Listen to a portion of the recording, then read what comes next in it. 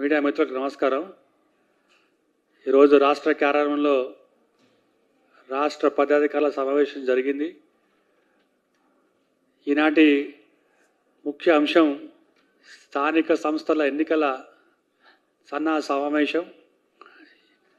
ఈ సమావేశంలో రాబోయే కాలంలో లోకల్ బాడీ ఎన్నికల గురించి మరి రాష్ట్ర అధ్యక్షుని నేతృత్వంలో అనేక అంశాలు కూడా ఈరోజు ప్రస్తావించడం జరిగింది. వీటి గురించి రాష్ట్ర ప్రధాన కార్యదర్శులు శ్రీ డాక్టర్ గౌతమ్ రావు గారు, అలాగే వేముల అశోక్ గారు, అలాగే వీరేందర్ గౌడ్ గారు ఈ యొక్క సమావేశంలో ఈ జరిగిన సమావేశం గురించి పత్రికా సమావేశానికి బ్రీఫింగ్ చేసుకోవాల్సిందిగా కోరుతున్నాం. డాక్టర్ గౌతమ్ రావు గారిని రాష్ట్ర ప్రధాన కార్యదర్శి వారిని ఈ సమావేశం గురించి మరి క్లుప్తంగా మనకు వివరించడం కూడా జరుగుతుంది. గౌతమ్జీ మీరు మాట్లాడండి.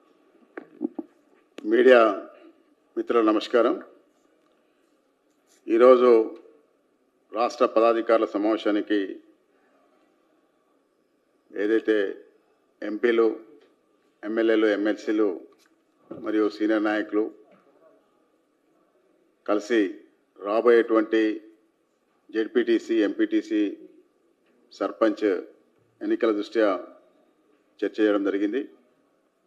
ముఖ్యంగా రాష్ట్రంలో ఉన్నటువంటి వాతావరణం దృష్ట్యా గ్రామీణ ప్రాంతాల్లో కూడా భారతీయ జనతా పార్టీకి పట్టం కట్టాలని చెప్పి అయితే ప్రజలు కోరుకుంటా ఉన్నారో దాంట్లో భాగంగానే ఈరోజు ఈ యొక్క పదాధికారుల సమావేశంలో చర్చ చేసి కొన్ని నిర్ణయాలు తీసుకోవడం జరిగింది.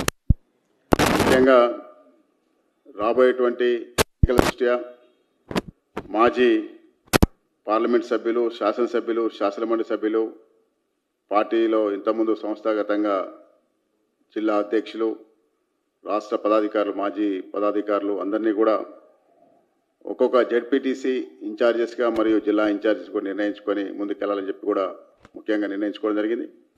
అదేవిధంగా ఏదైతే రాబోయేటువంటి అసెంబ్లీ ఎలక్షన్లో పార్టీ అధికారం రావాలని యొక్క ఆలోచనతో ఈ యొక్క సంస్థాగత ఎన్నికలపైన కూడా దృష్టి పెట్టడం జరుగుతూ ఉంది. కాబట్టి ఎక్కువ శాతం జెడ్పీటీసీలు కైవసం చేసుకోవాలని కూడా ఈ యొక్క పదాధికారుల సమావేశంలో నిర్ణయించుకొని ఆ విధంగానే ముందుకెళ్ళడం జరుగుతూ ఉంది. కాబట్టి దాన్ని దృష్టి ఉంచుకొని వచ్చేటువంటి 8వ తారీఖు నాడు కూడా పెద్ద సమావేశం కూడా ఒకటి ఈ యొక్క ఇన్ఛార్జెస్ యొక్క జెడ్పీటీసీ, తర్వాత జిల్లా ఇన్ఛార్జెస్, మాజీ పార్లమెంట్ సభ్యులు, అసెంబ్లీ ఎమ్మెల్యేలు, తర్వాత ఎమ్మెల్సీలు, రాష్ట్రంలో ఉన్నటువంటి ఇంతకుముందు బాధ్యత ఉన్నటువంటి ఇప్పుడు బాధ్యత లేకుండా ఉన్నటువంటి సీనియర్ నాయకులందరినీ కూడా ఈ యొక్క ఎన్నికల దృష్ట్యా సమాయత్తం చేసి ముందుకెళ్లాలని చెప్పి కూడా నిర్ణయించుకోవడం జరిగింది. అది ఈ నెల 8వ తారీఖు నాడు సాయంత్రం ఆ యొక్క సమావేశం ఉంటుంది.